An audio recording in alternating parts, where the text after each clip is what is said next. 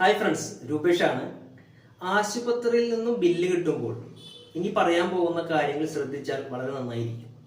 അതായത് ആശുപത്രിയിലെ ബില്ലിൽ കൺസൾട്ടേഷൻ, രോഗനിർണയം, ചികിത്സ, അതുപോലെ ഹെൽത്ത് കെയർ സർവീസസ് ഇതിനൊന്നും തന്നെ GST ഏർപ്പെടുത്താൻ പാടുള്ളതല്ല. ഒന്നാമത്തെ കാര്യം. രണ്ട്, അവിടെ നമ്മൾ അഡ്മിറ്റ് ആകുമ്പോൾ 5000 രൂപയ്ക്ക് താഴെ ഡെയിലി റെന്റ് ഉള്ള റൂമിനൊന്നും തന്നെ GST വാങ്ങാൻ പാടുള്ളതല്ല.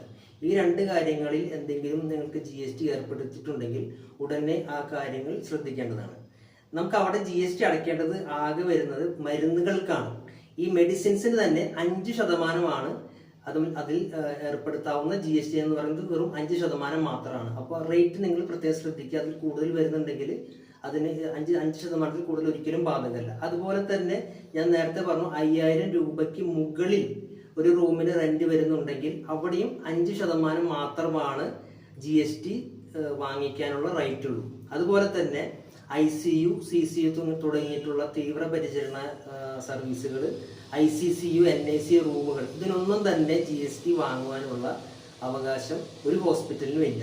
അപ്പോൾ പല ആളുകളും ഇതൊന്നും ശ്രദ്ധിക്കാതെ ബില്ല് സെറ്റിൽ ചെയ്യുന്നതിന് മുമ്പ് ഇങ്ങനെയുള്ള കാര്യങ്ങൾ പ്രത്യേകം ശ്രദ്ധിക്കുകയാണെങ്കിൽ നിങ്ങൾ പലതരത്തിലുള്ള വഞ്ചനയിൽ പെടാതെ നിങ്ങൾക്ക് രക്ഷപ്പെടാം. അതുകൊണ്ട് ഇത്തരം കാര്യങ്ങൾ നിങ്ങൾ എപ്പോഴും ശ്രദ്ധിക്കുക. ഇങ്ങനെയുള്ള കൂടുതൽ അപ്ഡേറ്റ്സിനായിട്ട് ക്യാപി ടാക്സ് ഇന്ത്യയുടെ യൂട്യൂബ് ചാനൽ സന്ദർശിക്കുക. Thank you.